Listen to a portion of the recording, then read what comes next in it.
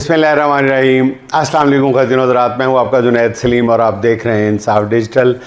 नाज़रीन, मौलाना फजलुर रहमान से उनके साबका बयान पर माफ़ी मांगने का मुतालबा किया जा रहा था, मगर मौलाना ने पहले से ज़्यादा जारहाना तकरीर कर दी। कसूर में जलसा आम के दौरान तो मौलाना के सिर्फ एक जुमले पर एतराज़ था, मगर गुज़िश्ता रोज़ वकला कन्वेंशन से खिताब करते हुए मौलाना ने पूरी की पूरी तकरीर ऐसी कर दी जिसके एक एक लफ्ज़ पे इस वक्त राइज निज़ाम के तहत जो भी है उसको शदीद एतराज़ है और एतराज़ का इजहार भी किया जा रहा है। मौलाना के बारे में सही या गलत ये कहा जाता है कि वो जो बात भी करते हैं वो सही या गलत दलाइल के साथ करते हैं। दलाइल गलत या सही हो लेकिन दलाइल देते ज़रूर हैं, जिससे उनकी बात में हमेशा वज़न महसूस किया जाता है। मौलाना ने कल सबसे सख्त जो और भी बहुत कुछ कहा मौलाना ने, लेकिन मौलाना ने एक बात कही कि उन्हें नोटों के ज़रिए हुकूमत बनाने की ऑफ़र की गई। हमें कहा गया कि जी पीटीआई की हुकूमत गिरा कर आप केपी में हुकूमत बना लें। मैंने कहा जी नहीं बनती, आप लोग मुहैया करके देंगे हमें लोटों के सहारे हुकूमत बनाने के लोटे देंगे। और फिर मौलाना ने कहा कि जी मैं इस घोड़े पर सवार होने के लिए तैयार नहीं हूँ जिसकी बागें जो हैं वो मेरे हाथ में ना हो। मौलाना ने किसी का नाम तो नहीं लिया, किसी ने उन्हें लोटों के किस बंदे ने उनको लोटों के सहारे हुकूमत बनाने की बाकायदा ऑफ़र की थी। अलबत्ता समझ हर किसी को आ रही है उनकी बात। ये भी ऐसा इल्ज़ाम है जिस पर मौलाना से वजाहत तलब की जानी चाहिए या इस इल्ज़ाम का जवाब किसी न किसी को तो देना होगा। मौलाना 2 साल पहले भी अपने एक इंटरव्यू में कह चुके हैं कि इमरान खान हुकूमत के ख़िलाफ़ अदम एतमाद के लिए उन्होंने जनरल बाजवा ने कहा था और वही इस अदम एतमाद की तहरीक के पीछे थे। इस बयान पर भी किसी ने जनरल बाजवा से भी नहीं पूछा, ना मौलाना को किसी इदारे ने नोटिस जारी किया कि आपको एक साबिक आर्मी चीफ ने ये कहा था, आप एक इल्ज़ाम लगा रहे हैं, बड़ा इल्ज़ाम साबिक आर्मी चीफ पर लगा रहे हैं। अब मौलाना का ताज़ा इरशाद भी इसी पुराने बयान का तसलसल ही समझा जाएगा। वकला कन्वेंशन में नाज़रीन मौलाना के ख़िताब से एक और चीज़ वाज़ेह हो जाती है कि 2 रोज़ पहले जिस तरह आयशा गुल अलई के ज़रिए मौलाना की किरदार कशी की कोशिश की गई, उन्हें बारगेनिंग मुल्ला और न जाने क्या क्या गलीज़ अल्फाज से नवाजा गया, इस पर मौलाना सख्त गुस्से में है, जिसका जवाब उन्होंने इस तरह दिया कि तुम मेरी किरदार कशी करके समझते हो कि मौलाना फजलुर रहमान झुक जाएगा, तो याद रखो मेरे माँ बाप ने मुझे सरेंडर करने के लिए पैदा ही नहीं किया। मौलाना ने कहा कि खैबर पख्तूनख्वा में चेन ऑफ कमांड टूट चुकी है, पुलिस के निचले रैंक्स के अफसर अपने बड़े अफसरों की बात नहीं मान रहे, और भी काफ़ी कुछ उन्होंने कहा। यानी मौलाना की कसूर में तकरीर पर अगर एतराज़ 10% था तो वकला कन्वेंशन में ख़िताब पर एतराज़ जो है वो 110% बनता है। मगर सब देख रहे हैं कि मौलाना के लिए कानून इस तरह हरकत में नहीं आ रहा जिस तरह दूसरों के लिए आता है। कुछ लोग उसे मौलाना की सियासी ताकत करार दे रहे हैं, कुछ उसे मिली भगत कह रहे हैं। बहरहाल जो भी है, आने वाले 2-4 दिनों में सब कुछ वाज़ेह हो जाएगा। मौलाना अगर वाकई इनकलाबी बनना चाहते हैं तो उनके इनकलाब के जितनी हैयत है, साख्त है, वो खुल के सामने आ जाएगी लोगों के। अच्छा नाज़रीन, मौलाना की एक और सख्त तकरीर के बाद अब सवाल ये जो है ये पहले से ज़्यादा शिद्दत के साथ पूछा जा रहा है। हर कोई पूछ रहा है कि ये मौलाना वाकई इनकलाबी हो गए या एक बार फिर ये स्क्रिप्टेड है। तो मौलाना इस बार जितनी सख्त गुफ्तगू कर रहे हैं उसने मौलाना के नाकदीन को भी ये कहने पे मजबूर कर दिया है कि इस बार मौलाना मिलकर नहीं खेल रहे। मगर नाज़रीन, मौलाना की ऐसी जारहाना गुफ्तगू के बावजूद जब उनके ख़िलाफ़ कोई एक्शन नहीं लिया जाता तो मौलाना के मुखालिफिन की नज़र में उनकी पोजीशन मज़ीद मशकूक हो जाती है। मौलाना के ख़िलाफ़ कार्रवाई के हवाले से राना सनाउल्लाह ने सरकारी मौक़िफ़ देते हुए कहा, यही कहा जाएगा कि वज़ीर-ए-आज़म शहबाज शरीफ इस हक़ में नहीं है कि मौलाना फजलुर रहमान के ख़िलाफ़ FIR काटी जाए, मगर दूसरी तरफ PTI के लिए कोई माफ़ी नहीं है। इसी वजह से PTI के अंदर भी मौलाना के हवाले से 2 तरह की आरा पाई जा रही हैं। एक ग्रुप की ख्वाहिश है कि मौलाना के बदले हुए मौक़िफ़ के बाद अब उनके साथ मिलकर आगे बढ़ा जाए। ज़राए बाज़ ये बताते हैं कि इस ग्रुप में वज़ीर आला सुहेल अफरीदी और पार्टी के सूबाई सदर जुनैद अकबर भी शामिल हैं। यही ज़राए बताते हैं कि PTI के कुछ रहनुमाओं ने चंद रोज़ पहले मौलाना से मुलाकात भी की है, जिसमें मौलाना ने शिकवा किया कि तहरीक इंसाफ का तो अपना ही पता नहीं चलता कि उसकी पॉलिसी क्या है। कोई हुकूमत और इदारों से बात कर रहा है तो कोई एहतजाजी सियासत करने की बात करता है। जिस पर PTI के वफ्द में शामिल एक रहनुमा ने कहा कि मौलाना आपके बारे में भी हमारे ऐसे ही खदशात हैं कि आपका भी नहीं पता चलता कि आप हुकूमत और उनके सरपरस्तों के साथ हैं या उनके मुखालिफ हैं। अब ज़रा ये कह रहे हैं कि इस मुलाकात में पीटीआई और जेयूआई ने मिलकर चलने का भी फैसला किया है, आगे देखें क्या होता है। मगर तहरीक इंसाफ का नाज़रीन जो दूसरा ग्रुप है जिसमें ज़्यादातर जो है वो ज़्यादातर कह लेंगे ओवरसीज़ रहनुमा भी कई शामिल हैं, वो मौलाना के किरदार को अब भी पूरी तरह शक की नज़र से देख रहे हैं। उनमें से कुछ का तो यहाँ तक भी कहना है कि मौलाना का मौजूदा किरदार जो है वो पहले से ज़्यादा ख़तरनाक है। इन पीटीआई रहनुमाओं का ये ख्याल है कि मौलाना के इस्टेब्लिशमेंट के ख़िलाफ़ जारहाना बयानात से खदशात बढ़ रहे हैं कि इमरान खान के ख़िलाफ़ कहीं कोई इंतहाई कदम ना उठा लिया जाए। शायद इसी वजह से मौलाना को सियासी स्पेस दी जा रही है कि इमरान खान के हवाले से कोई ऐसी खबर मिले तो मौलाना तमाम मामलात को हैंडल कर लें। बहरहाल ये पीटीआई के अंदर मौलाना के बारे में पाए जाने वाले ख्यालात हैं। मौलाना की नीयत जो भी हो और उनके सियासी अज़ाइम क्या हैं, इन्हें ज़्यादा देर, जैसे मैंने पहले अर्ज़ किया कि इन्हें ज़्यादा देर छुपाए रखना अब शायद मौलाना के अपने बस की बात भी नहीं रही। अच्छा नाज़रीन, आज़ाद कश्मीर के हवाले से जो ज़राए से मिलने वाली ख़बरें हैं वो कुछ हौसला अफ़ज़ा हैं। ज़राए का कहना यह है कि अवामी एक्शन कमेटी के साथ पस पर्दा मुज़ाकरात जो हैं वो काफ़ी हद तक कामयाब हो गए हैं, जिसके बाद 1.5 माह से जारी धरना ख़त्म होने का इम्कान है। ज़राए कहते हैं कि ये मुज़ाकरात ओवरसीज़ कश्मीरियों की फील्ड मार्शल से दरख्वास्त के बाद शुरू हुए, इसलिए इन मुज़ाकरात में हुकूमत का कोई नुमाइंदा शरीक नहीं था। इन मुज़ाकरात में फ़ैसला हुआ कि महाजरीन की नशिस्तें 12 से कम करके 4 या 6 कर दी जाए, यानी आधा मुतालबा मान लिया जाए या पौना मुतालबा मान लिया जाए, यूँ कह लें। दूसरा, इलेक्शन जो है वो मज़ीद 1.5 माह के लिए मुलतवी कर दिए जाएँ। और तीसरा ये कि अवामी एक्शन कमेटी को कलअदम करार देने का फ़ैसला वापस ले लिया जाए, इनके रहनुमाओं के ख़िलाफ़ कायम मुकदमात भी वापस ले लिए जाए। ज़राए का ये कहना है कि मुज़ाकरात के बाद मुआहदे का हतमी ड्राफ्ट तैयार किया जा रहा है। अगर इस मुत्तफ़िका ड्राफ्ट की आला तरीन सतह पर मंजूरी हो गई तो फिर मुआहदा भी हो जाएगा। ऑब्वियसली ये भी मुमकिन है कि आखिरी वक्त में कोई और रुकावट आ जाए, जैसे 4-5 दिन पहले आई थी। बहरहाल अगले 24 से 48 घंटे में सूरत हाल जो है वो मज़ीद वाज़ेह हो जाएगी। अच्छा नाज़रीन, इमरान खान से अदालती हुक्म के बावजूद जेल में मुलाकातें ना कराने पर तौहीन अदालत के केस की सुप्रीम कोर्ट के 3 रुकनी बेंच ने समाअत की है। खुदा करके आज ये केस लगा, मगर मजाल है किसी जज ने हुकूमत से पूछा हो कि एक कैदी से गुज़श्ता 7 माह से मुलाकातें क्यों बंद हैं।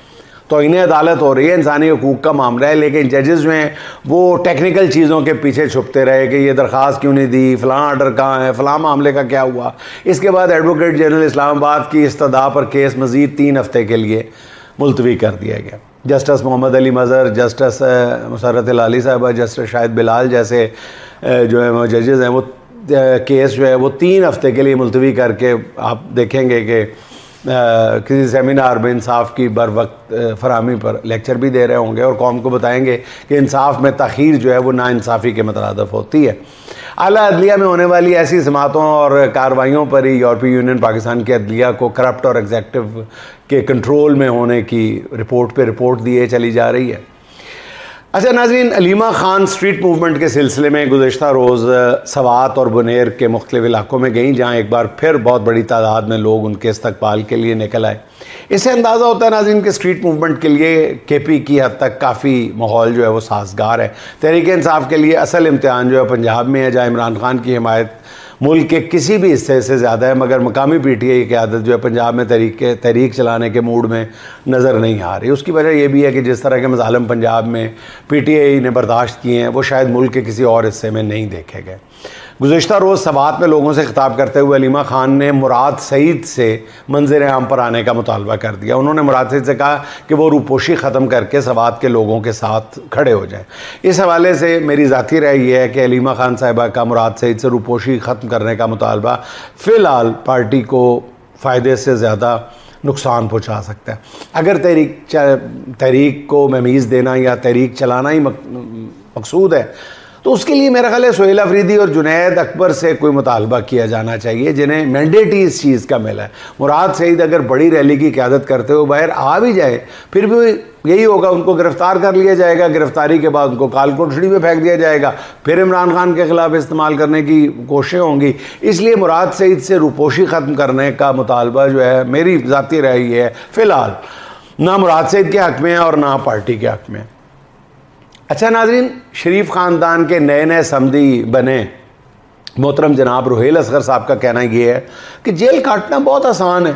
जेल मगरिब से फजर तक होती है, बस इसके बाद आप बैठते हैं, लोगों के साथ गप्पे मारते हैं, लोगों के साथ मिलते हैं जुलते हैं, नाश्ता करते हैं, फिर अगले दिन खाना खाते हैं, तो वक्त यूँ गुजर जाता है।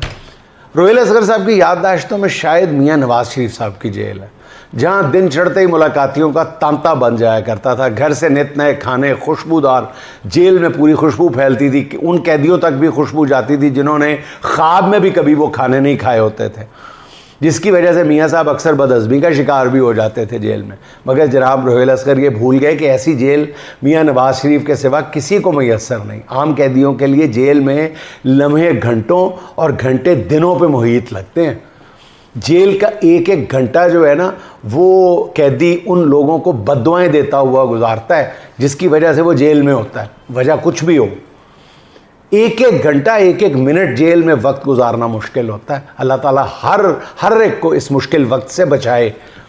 यूँ लगता है कि ये वक्त जो है ये थम गया है, ये मुश्किल वक्त रुक गया है, घड़ियों के सेल ख़त्म हो गए हैं, घड़ियों की सुइयाँ रुक गई हैं, जहाँ हर वक्त छोटी से छोटी बात पे इज़्ज़त नफ्स का कबाड़ा कर दिया जाता है गरीब आदमी का, आम कैदी का। अगर जेल काटना इतना ही आसान होता ना रोहेल असगर साहब, तो फिर मियाँ नवाज शरीफ से काटी क्यों नहीं गई? कभी मच्छर काटने की शिकायत, कभी मनपसंद टीवी चैनल ना मिलने का वावेला, कभी प्लेटलेट्स की जाली रिपोर्ट बनाकर राह फरार इख्तियार करने की तदबीरें। ये सब जानते हैं रोहेल असगर साहब से मुतालिक ऐसी बात कि क्यों कर रहे हैं, सब जानते हैं, ताकि इमरान खान की जेल की सख्तियों को जस्टिफाई किया जा सके। मगर हकीकत यह है कि जो जेल इमरान खान ने काटी है उसकी पाकिस्तान नहीं, दुनिया की तारीख में शायद ही मिसाल मिलती है, बल्कि यकीनन मिसाल नहीं मिलती। किसी क्रिमिनल के साथ, अननोन क्रिमिनल जिसका पता भी ना चला हो, उसके साथ कुछ ऐसा हुआ हो तो हुआ हो, वरना जो इमरान जेल काट गया वो दुनिया में कहीं उसकी मिसाल नहीं है, कम से कम माजी करीब में तो नहीं है। अब जो भी सियासतदान जेल गया उसे जेल में वही सहूलतें मिलेंगी जो इमरान खान के पास हैं। सहूलतों का भी पता चल जाएगा और जेल की आसानियाँ भी समझ में आ जाएंगी। अच्छा नाज़रीन, वर्ल्ड कप फुटबॉल स्पेन की फतह के साथ बिलाखिर ख़त्म हो गया। फ़ुटबॉल नाज़रीन दुनिया का, ऑब्वियसली आप जानते ही हैं कि दुनिया का मकबूल तरीन खेल है, पूरी दुनिया में यकसा तौर पर मकबूल है और पूरी दुनिया को यकजा करने का भी बायस है। फ़ाइनल में स्पेन की फ़तह को दुनिया भर के मुसलमान भी सेलिब्रेट कर रहे हैं। कुछ वजूहत हैं ऑब्वियसली इसकी। इस वर्ल्ड कप में ये तासुर आम था कि फ़ीफ़ा अर्जेंटाइन के हक़ में फ़ैसले कर रही है ताकि इसे वर्ल्ड कप जिताया जा सके। जिस तरह मिस्र को हराने के लिए रेफरीज़ और फ़ीफ़ा के सिस्टम ने अर्जेंटाइन की हमायत की, या बड़े लोगों की एक बड़ी तादाद ने यह खुद महसूस कर लिया सोशल मीडिया के ज़रिए या किसी भी वजह से, और पूरी दुनिया में ये जो सेंटिमेंट्स थे ये बाकायदा महसूस किए गए।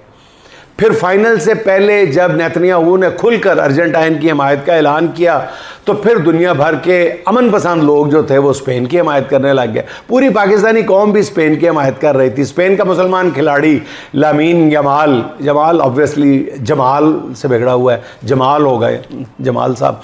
तो जमाल साहब कल पूरी तवज्जो का मरकज़ थे, पूरी दुनिया की तवज्जो का मरकज़ थे जमाल भाई द ग्रेट।